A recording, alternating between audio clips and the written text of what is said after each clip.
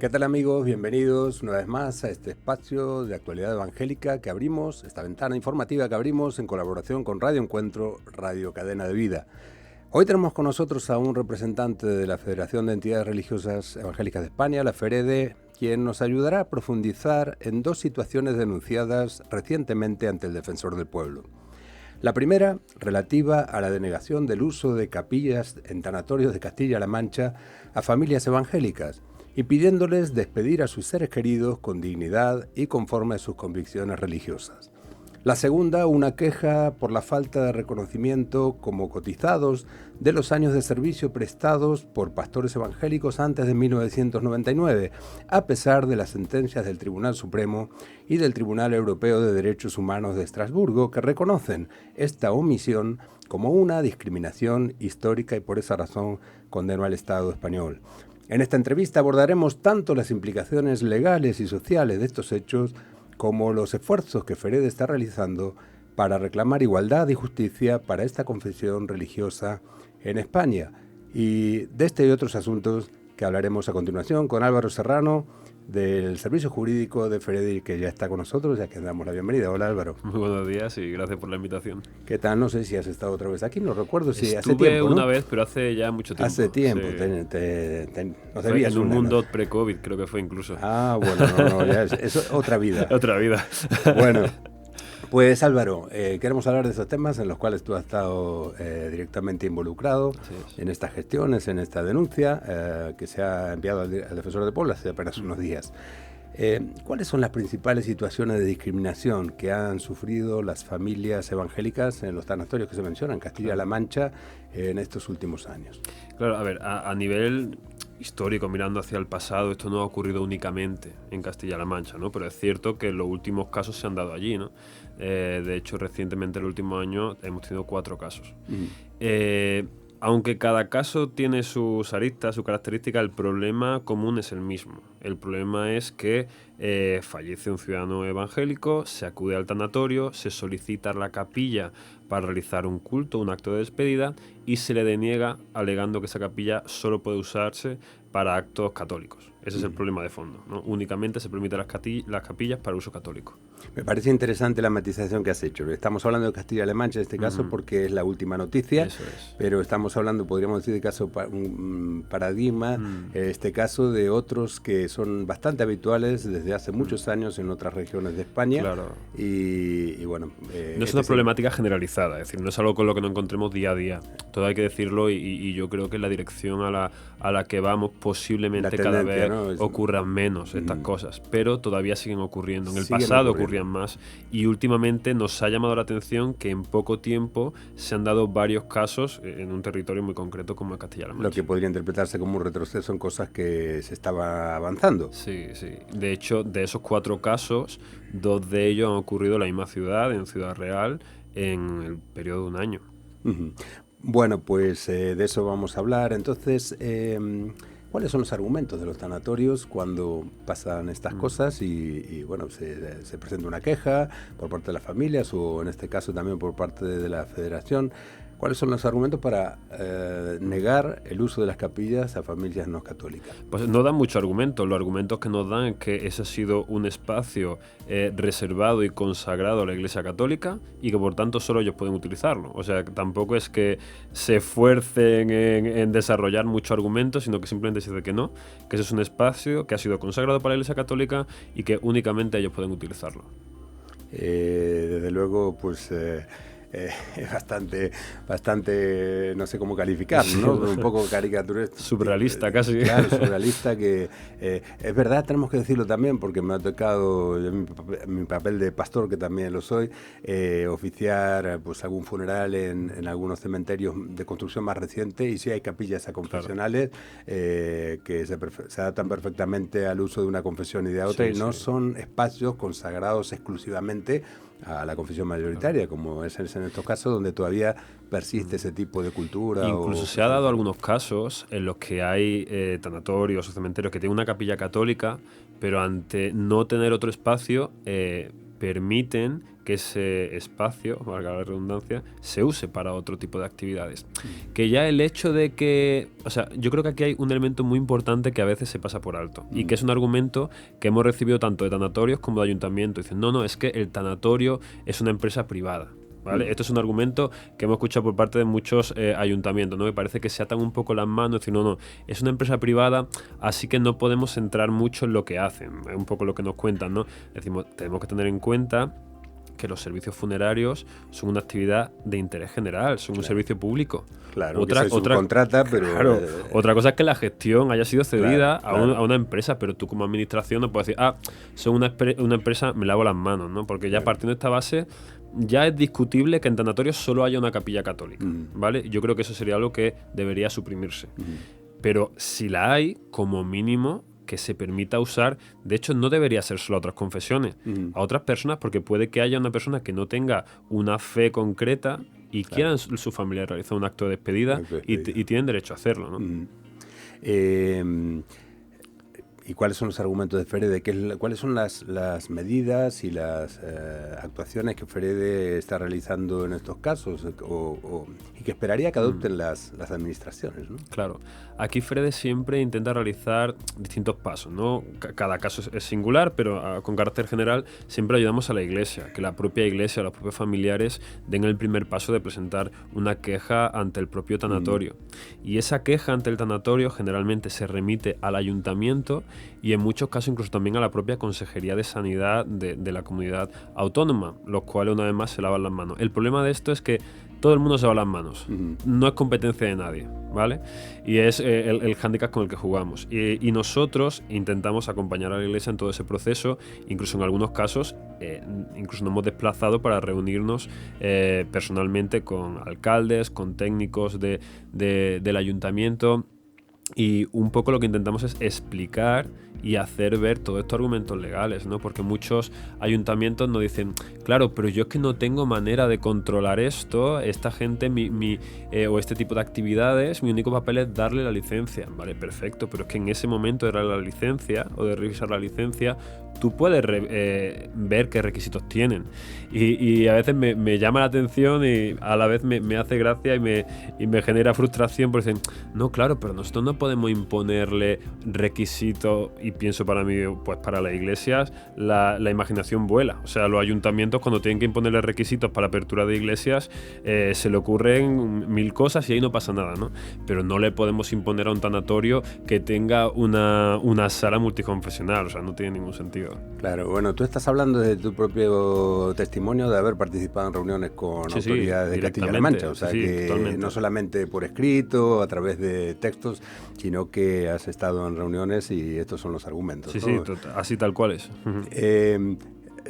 Sin ánimo de ser extremadamente gracioso, porque no lo soy, ni tampoco reforzar tópicos, pero me viene no puedo evitar pensar en la frase del famoso Quijote, ¿no? En Castilla-La Mancha, nada más y nada menos, con la iglesia hemos topado. Sí, efectivamente. Porque detrás de todo esto, aunque no sea de forma activa necesariamente, sí está el peso de la tradición, del peso de una institución como la Iglesia Católica que, con la que hoy tenemos en muchos ámbitos muy buenas relaciones, pero sigue habiendo a nivel puntual estas faltas de empatía, ¿no?, con las otras confesiones. Claro, yo creo que este cambio dentro del trato con la Iglesia Católica, que lo estamos viendo, creo que ha llegado primero con carácter general, digamos, al liderazgo, a los responsables, pero ahora hace falta un proceso de que esa misma visión capilar, llegue, ¿no? quizá incluso a las instituciones religiosas municipales, pero también a la propia sociedad, porque en un caso concreto nos pasó que, claro, nosotros contactamos con la conferencia episcopal cuando pasan este tipo de cosas, decimos, mira, es que nos están negando a usar este espacio porque dicen que solo puede usar los católicos, y la conferencia episcopal en unos casos nos ha dicho, es que nosotros no hemos dado esa instrucción. O sea, es que hay veces que los propios tanatorios, por su propio cuento y riesgo, imponen una limitación que ni siquiera la propia conferencia episcopal está pidiendo. Me consta que a veces es gente que incluso pues ha salido de la Iglesia Católica, claro, pero tiene la Iglesia Católica dentro, sí, ¿no? Sí, o esa antigua Iglesia Católica, ¿no? De la intolerancia y de, bueno, ha quedado un resquicio ahí que no termina de pasar página en la mentalidad, en la cultura de cierta gente. Lo más grave en autoridades, ¿no? Autoridades autonómicas en estos casos. Termino con este tema porque queremos hablar del otro, pero te pregunto si tú, cuando estás ahora presentando junto con el equipo jurídico de FEREDE pues esta queja del defensor del pueblo, cuando has ido a participar en reuniones con autoridades, las autoridades oportunas de Castilla-La Mancha, ¿no te has sentido un poco como un Quijote peleando contra molinos? ¿O tienes más esperanza? Tú eres joven, a lo mejor tienes más esperanza de que todo esto se revierta, ¿no? O sea, yo tengo cierta esperanza que se revierta, sobre todo porque, como tú muy bien has indicado, los tanatorios y servicios, en este tema en particular, ¿no? Con los que seguimos encontrando esta situación son antiguos. Es decir, generalmente las nuevas instalaciones que se van abriendo ya tienen otra mentalidad y tienen abierta no solo esa mentalidad al catolicismo, sino a la sociedad en su conjunto. Por lo que de forma natural quiero creer que conforme esas antiguas instalaciones se vayan cerrando y renovando, poco a poco se irán abriendo a esta nueva realidad que tenemos en España, que es multiconfesional, multicultural, ¿no? Pero queda mucho trabajo por hacer, o sea, eso es indiscutible. Y quizá bromas aparte ahora, y pensando en el dolor de las personas que han sufrido esto, ¿no? Me consta, sí, conozco algún caso de estos que han sucedido. Hay por lo menos 3 casos que se mencionan en años diferentes, 2003, 2024, 2025, si no recuerdo mal, en la denuncia del defensor del pueblo. Pues hay personas que han sufrido un dolor añadido, ¿no? Al tener que despedir a un ser querido y no poder hacerlo, o encontrarse con esta situación incómoda, antipática, ¿no? De tener que lidiar con un asunto tan lamentable, ¿no? El caso, yendo a la práctica más surrealista, para mí, mi punto de vista, fue un caso en el que llamaron al primer tanatorio, no hay problema, se trasladaron a este tanatorio. Cuando llegaron le dijeron que no, llamaron al segundo tanatorio, lo trasladaron a ese segundo tanatorio. Realmente ellos no te dicen que no, ellos te dicen que te van a habilitar un espacio, pero el espacio que te habilitan son estas pequeñas salas de velatorio donde está la típica cristalera con el fallecido, que estamos hablando de salas muy pequeñas. Que en algunos casos se ha celebrado hoy. Estamos hablando de que la gente no cabía, la gente se salía por el pasillo, no escuchaban los actos o sea, no es el lugar adecuado, ¿no?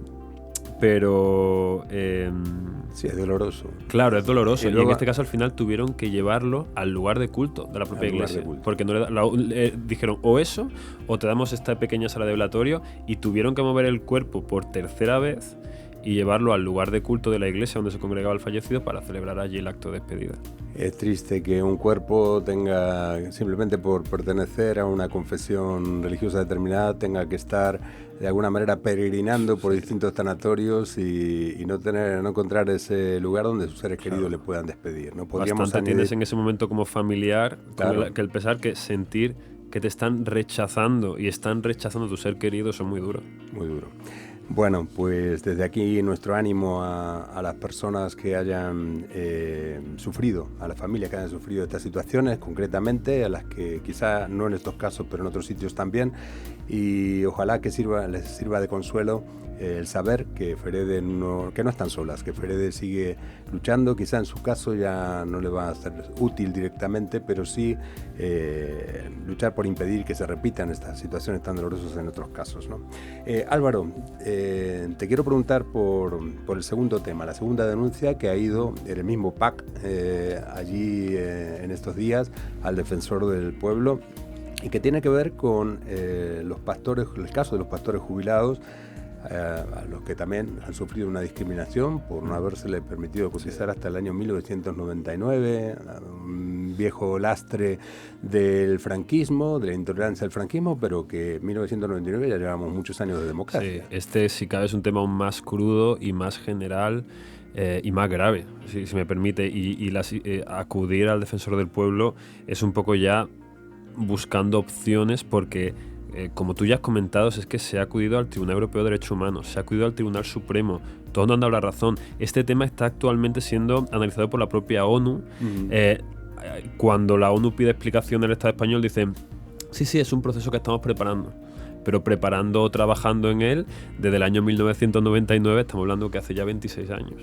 26 años y además, corrígeme si me equivoco, pero así estoy tirando de memoria porque hemos publicado, dando seguimiento periodístico a todo este periplo desde hace muchos años, pues cuando por fin, bajo muchas presiones, y presión nada más y nada menos que la condena del Tribunal Europeo de Derechos Humanos de Estrasburgo a España por discriminación religiosa, luego el Tribunal Supremo también refuerza esa condena, y en el gobierno de Mariano Rajoy, en la última etapa, se planteó una solución. Bueno, se va a solucionar este tema, pero se dio una solución que no podía cumplir, a la cual no podía acogerse ninguno de los afectados. Sí, en el año 2015 se aprobó un Real Decreto. Realmente este Real Decreto es anterior a la sentencia del Tribunal Supremo, porque realmente la sentencia del Tribunal Supremo lo que hace es declarar nulo y discriminatorio este Real Decreto. Sí que la sentencia del Tribunal Europeo de Derechos Humanos es anterior, que es del año 2012, pero bueno, sea como sea, en el año 2015 efectivamente se aprueba este Real Decreto, pero es un Real Decreto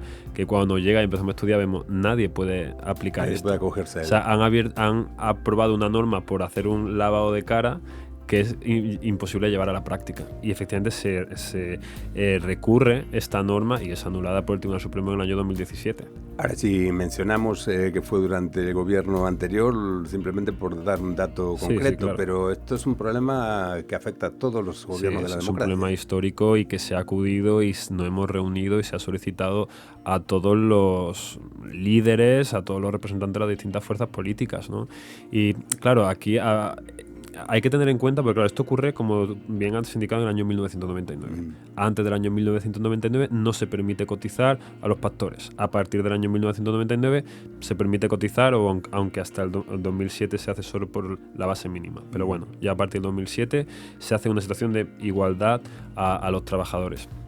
El tema es que cuando se hace ese cambio, para la Iglesia Católica sí que se aprueba un proceso de transición en el que se reconocen como cotizados estos años. Es decir, hay un precedente, porque para tú poder hablar de discriminación tienes que tener algo con lo que comparar, si me permites, ¿no? Sí, claro. Pero aquí evidentemente lo hay. O sea, para la Iglesia Católica se aprobó este proceso de transición en el que se reconocieron esas labores realizadas antes del año 1999, que en nuestro caso no se aprobó hasta el año 2015 y se aprobó mal, ¿no? Y desde entonces se ha continuado, porque claro, no es solo que lo anularan, ¿vale? Lo han anulado, se ha declarado una situación de discriminación, vamos a arreglarlo, vamos a publicar un nuevo Real Decreto que dé respuesta a las necesidades reales. Y de hecho FEREDE ha realizado varios estudios que han requerido mucho tiempo de ver, a petición de la propia administración, cuántas personas son potencialmente destinatarias de esta norma. Estamos hablando que en el último estudio que se hizo el año pasado, estamos valorando que podría haber en torno a 150 destinatarios. O sea, estamos hablando de que es un número irrisorio desde el punto de vista presupuestario. Es decir, no va a causar una crisis económica, ni va a ser un punto en el PIB, ni nada de esto, ¿no? De hecho, cuando nos reunimos con distintas fuerzas políticas, sin más lejos, hace unos meses, Carolina Bueno, representante y secretaria ejecutiva de FEREDE, y un servidor nos fuimos al Congreso. Nos reunimos con varios portavoces y cuando le presentamos esta situación nos decían: si es que no tiene sentido. Es calderilla. Claro, efectivamente, es calderilla. El problema que hace falta que alguien quiera dar el paso y aprobarlo. Pero a día de hoy no hemos dado con ese alguien. Para que quede más claro en este caso, así como quizá en el caso que hablábamos antes de los tanatorios podría haber pues una mayor apoyo de la Iglesia Católica para ir solucionando estos temas, esto no tiene nada que ver con la Iglesia Católica. Es decir, nos parece bien que a la Iglesia Católica se le haya arreglado esta situación, a los sacerdotes tal. Claro que sí, por supuesto. Y lo que no está bien es que una situación similar a los pastores protestantes, por no ser, digamos, de esa confesión, es lo que dice el Tribunal de Estrasburgo, hay una discriminación religiosa, no se les resuelva este tema, que era pues un tema similar, ¿no? Sin duda, o sea, esto no es un problema o conflicto o confrontación entre confesiones. No, ya lo sé, pero claro, quedaba más o menos claro, sí, obvio, pero quería aclararlo porque me parece que en este caso la única responsabilidad es de los gobiernos. Así es, sin duda. Y en particular de la democracia, porque ni siquiera vamos a hablar del régimen Esto sería anterior. Tan fácil eso, aprobar un Real Decreto en el que se establezcan los requisitos, que sea realista, sea aplicable y que le reconozcan a estas personas, a los que ya no han fallecido, porque hay mucha gente que traba dentro de este colectivo que han fallecido ya sin ver restituido su derecho. Y la última promesa ha sido por parte de este gobierno que está actualmente en vigor. Se dice que se está trabajando también, sí. Pero ¿qué expectativas? Nosotros incluso hemos llegado a ver un borrador de Real Decreto, un borrador que si bien es mejor que la opción 2015, no acaba de cumplir con todos nuestros requisitos de expectativa, y así se le ha hecho llegar, o sea, se le ha informado. Porque entre otras cosas se exige el pago de, claro, es que es una suma un tema importante de dinero, ¿no? Complejo, es el famoso capital coste, ¿no? Claro. El capital coste es un término técnico que básicamente el capital coste hace referencia para que yo te reconozca una prestación, tú has tenido que pagar previamente unos impuestos, ¿vale? Por decirlo de forma muy sencilla. Si yo te reconozco ahora esa prestación, tú tienes que pagarme de forma retroactiva esos impuestos que no me has pagado. De hecho, hay pastores que a título personal han llevado estos temas a los tribunales y los tribunales le han dado la razón. Problema que los tribunales no se mencionan o no hablan de ese capital coste. Y estos pastores tienen miedo. ¿Por qué? Porque a lo mejor ellos le han reconocido su prestación de jubilación. Pero le han calculado un capital coste, imagínate, me lo invento, 70, 80 mil euros. Y ellos tienen miedo. Cuando yo fallezca, ¿qué pasa con ese capital coste? ¿Ese capital coste desaparece o ese capital coste lo heredan mis descendientes? Y es un miedo que tienen muchos pastores y por lo que no lo están llevando a título personal a los tribunales, porque los tribunales no se meten en este detalle. Claro. Y hay pastores que tienen miedo porque se lo han reconocido y dicen, el día que yo fallezca, no sé qué va a pasar. No sé si le voy a dejar a mis hijos una deuda, un pufo, si me permite la expresión coloquial, por eso, ¿no? Y de hecho una de nuestras peticiones, o sea, ese capital coste, para empezar entendemos que no debería requerirse. ¿Por qué? Porque vale que tú le estás reconociendo una prestación, pero es que durante todos estos años él no ha recibido esa prestación. Claro. O sea, tú no le puedes requerir que te pague unos impuestos que tendría que haber pagado cuando tampoco ha recibido la prestación. Sé que pero además no es importante el por qué no han podido cotizar. No, claro, por eso supuesto, es fundamental, por supuesto. ¿no? Porque no es que no hayan cometido un fraude o porque no les haya interesado, no hayan querido, sino que no se les permitió. Sí, por supuesto. No se les permitió por una causa de discriminación, claro. No reconocer el trabajo de los ministros de culto, ¿no? En este sentido. Eso es. Y bueno, nuestra petición un poco esa. Lo ideal sería que se aprobase sin capital coste. Y si hay capital coste, que se limite en el tiempo, en la cuantía, que nunca vaya a ser superior a la prestación y en todo caso que desaparezca esa deuda una vez que fallezca el ministro de culto. En otras palabras, sería muy contradictorio intentar o pretender resolver una injusticia con una injusticia mayor, efectivamente. ¿No? Bueno, hablamos de los obstáculos que han impedido hasta ahora la aprobación de este Real Decreto. La voluntad política o la falta de voluntad política es básicamente la principal, porque técnicamente no hay grandes problemas. No hay problema ni técnicamente económicamente menos. Ni económicamente. Es simplemente que alguien quiera hacerlo. ¿Y cuál sería una solución mínima aceptable para Ferede en relación con esta deuda histórica hacia los pastores evangélicos y sus familias? Pues nosotros entendemos, y así lo hemos manifestado en toda ocasión y ante todos estos organismos, hay una parte técnica, digamos, de la aprobación de este Real Decreto que reconozca de una vez esta prestación en las condiciones que hemos comentado ya, ¿no? Pues el tema de capital coste o idealmente sin o si hay capital coste limitado. Y junto con esto debería haber, entendemos, un acto público de reconocimiento de esta situación de discriminación. Ahora que tan de moda está el tema de la memoria democrática y que además tanto ha promovido nuestro actual gobierno, esto es un tema de memoria democrática. Es un tema de persecución, es un tema que ha sido consecuencia del trato discriminatorio durante el franquismo. Vale, métemelo en memoria democrática, hazme un acto donde se reconozca esta situación y se pida disculpas abiertamente por todos estos ministros de culto que han sido discriminados. Es una de las tantas injusticias y con efectos muy prácticos en la economía, en la calidad de vida de estas personas, que simplemente, pues junto a otras injusticias que en su tiempo vivieron, otros impedimentos de ejercer libremente su fe o de acceder a puestos o a cargos públicos por causa de su fe, y una cantidad hasta ser enterrados en cementerios por causa de su fe, o todavía quedan flecos como los que estábamos comentando hoy, ¿no? De estar un cadáver paseando por distintos tanatorios a ver si en algún sitio se les puede despedir con dignidad. Bueno, Álvaro, ojalá que pronto tengamos una respuesta y ojalá ojalá que sea de este gobierno, no porque sea sino porque sea cuanto antes, ¿no? Sí, y que no tengamos que esperar a otra agenda, otra legislatura. Quiero terminar con un par de preguntas acerca de otros asuntos que están ahí, que venimos informando, y simplemente para saber cómo están, que los expliques brevemente para nuestra audiencia. Es el caso por ejemplo, lo que pasó en Lorca, lo que está pasando en Lorca, con una restricción a la apertura de lugares de culto en zonas residenciales, que afecta directamente a las iglesias evangélicas que quieran abrir un nuevo lugar de culto. Sabemos que Fere, después de muchos intentos de diálogo, pues ha tenido que recurrir a los tribunales.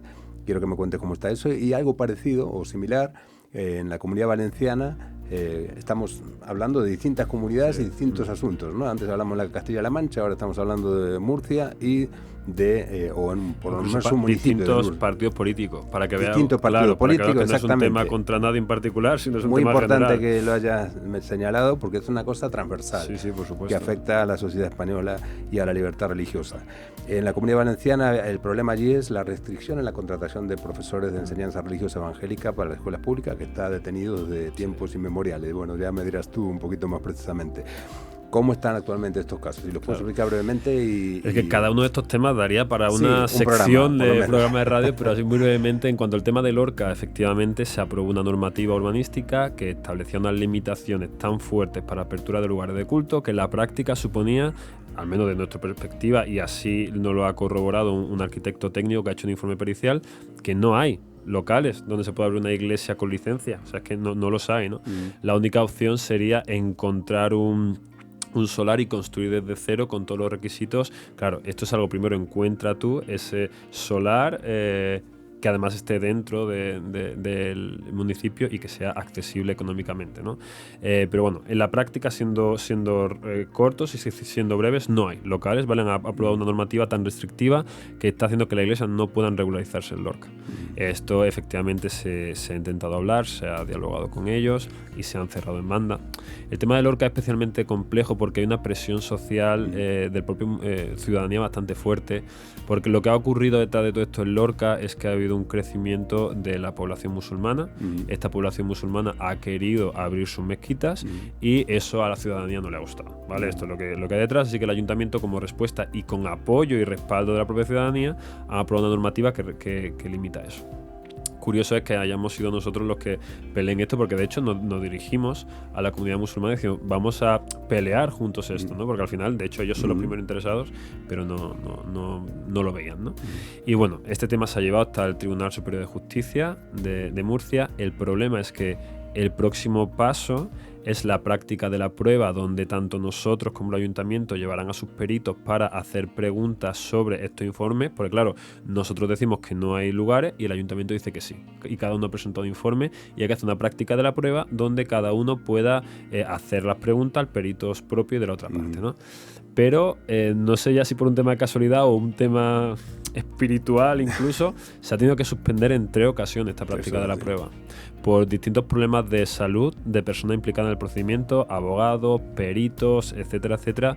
La próxima práctica de la prueba, si Dios quiere, está prevista para el mes de octubre. Y bueno, esperemos que no sea suspendida por cuarta ocasión, ¿no? Pero bueno, sí, esta es la situación un poco de Lorca. Ahora, es una pena, esto es una reflexión personal, ¿no? Que los líderes políticos se escuden un poco en la presión social. Es cierto que los representantes políticos en democracia son representantes de la voluntad popular, pero también es cierto que su responsabilidad de liderazgo, una vez que la asumen, es ejercer el poder en favor del bien común. Y no se pueden escudar en que la mayoría de la gente, o hay un sector importante de la gente que no le gusta que se abran mezquitas o iglesias evangélicas o lo que sea, ¿no? La responsabilidad del líder es, me acuerdo de Mandela, ¿no? Mandela en su día, un ejemplo de liderazgo que llevó a la comunidad negra a olvidar sus deseos de venganza, y al contrario, pero le costó mucho. Y hay una escena en la película Invictus que me quedó grabada cuando él le dice, déjenme que les lidere, confíen en mí. Y un buen líder tiene que saber hacer eso. Un líder democrático tiene que saber liderar con pedagogía y guiar a sus representados al bien común, ¿no? Pero no se ve mucha. Es el camino difícil. Estamos hablando de Mandela. Claro. Es el Perdón por comparar a cualquier líder municipal de cualquier municipio con Mandela. Claro, como decimos, aquí se están matando mosca a cañonazos. Hay un problema efectivamente, posiblemente social. Yo no resido en Lorca, yo sé lo que me transmite la gente de allí.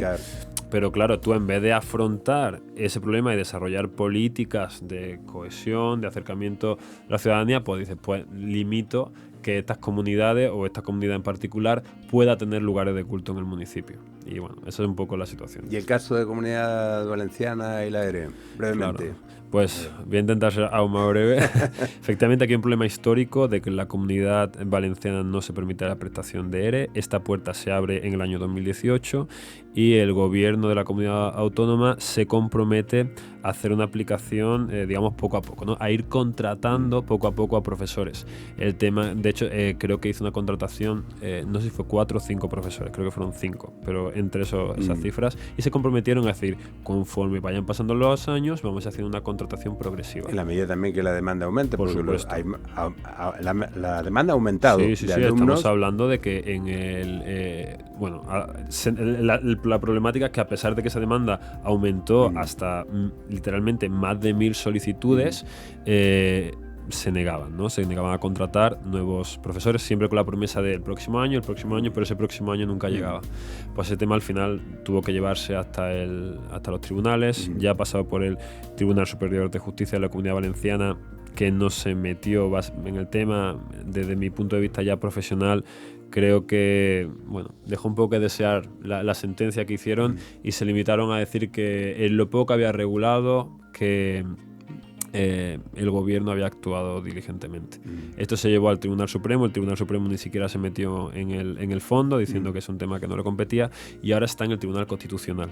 Es un tema que está dirigiendo el responsable de la Consejería de Asistencia Religiosa, Pablo Simarro, que también es el letrado, y lo está liderando él por su amplia experiencia en este tipo de litigaciones, ¿no? Pero estamos a la espera de qué ocurre en el Tribunal Constitucional, de qué ocurre con la propia Consejería de Educación, porque ellos siguen prometiendo que el año que viene lo van a contratar. Muy bien, muy bien.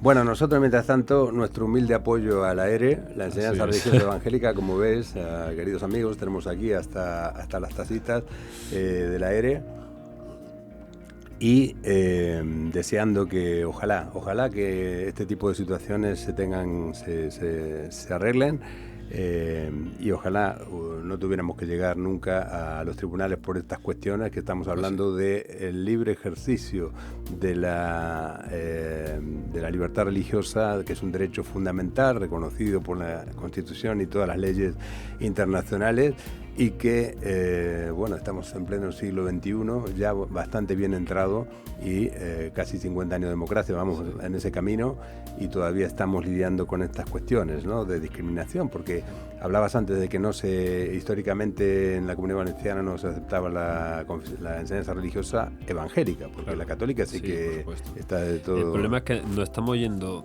o estamos pasando muy rápido de una sociedad y un estado a confesional, como ha sido España durante muchísimos años, y hasta la entrada de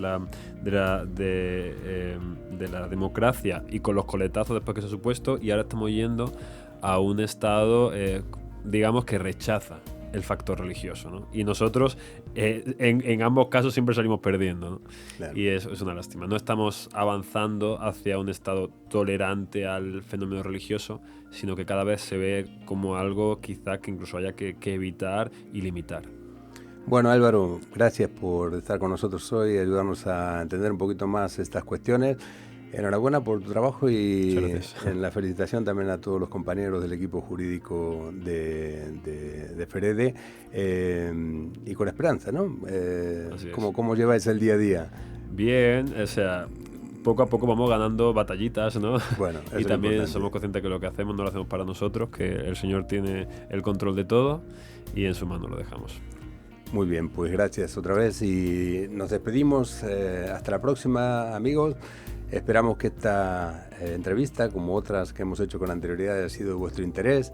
También que sepáis que aquí en FEREDE hay un servicio jurídico Álvaro es uno de los varios abogados que trabajan para servir a las iglesias, para defender la libertad religiosa en nuestro país, para pelear estas batallitas, pero que son tan importantes en una guerra, si se me permite la metáfora bélica, que no me gustan demasiado, en una guerra por el bien común, por la libertad religiosa. No se defienden solamente los derechos de los protestantes, que sí, pero también los derechos de todos, porque esto al fin y al cabo tiene que ver con derechos fundamentales. La libertad religiosa es un derecho fundamental y defendiendo un derecho fundamental como la libertad religiosa estamos defendiendo todos los derechos fundamentales.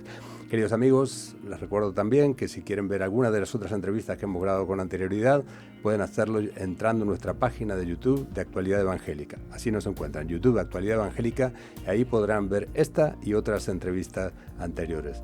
Muchas gracias y que Dios les bendiga.